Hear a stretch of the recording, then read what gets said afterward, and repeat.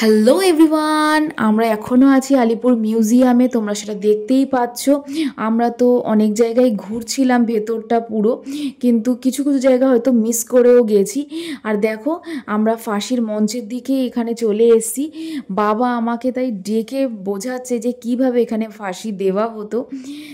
তো তোমরা তো এমনিতেও জানো, আমরা সিনেমাতেও দেখেছি যে কিভাবে ফাঁসি হতো। আর দেখেছো লোকের ভিড়, সে যেদিনকে গেছি আমরা, মানে বিভৎস লাইন পর্যন্ত দিয়ে আমাদেরকে দেখতে হয়েছে, তো তবুও চলে যায়।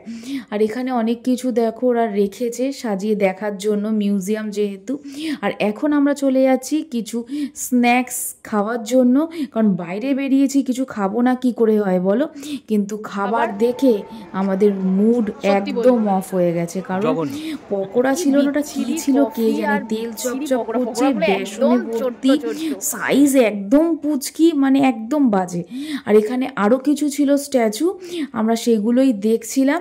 কিন্তু একটাই তোমাদেরকে বলবো, ওখানে যারা খাবে একটু দেখে নিয়ে খেও, কারণ সব ধরনের খাবার না ওখানে ভালো ছিল না।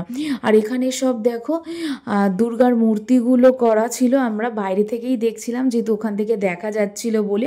আর এখন আমরা অপেক্ষা করছি লাইটিং শো এর জন্য, কারণ সেটা 6টা থেকে স্টার্ট হবে। আর এখানে কি সিস্টেম ছিল বলতো, যারা যারা টিকিট কেটেছে তারাই থাকবে, আর বাকিরা সব চলে যাবে।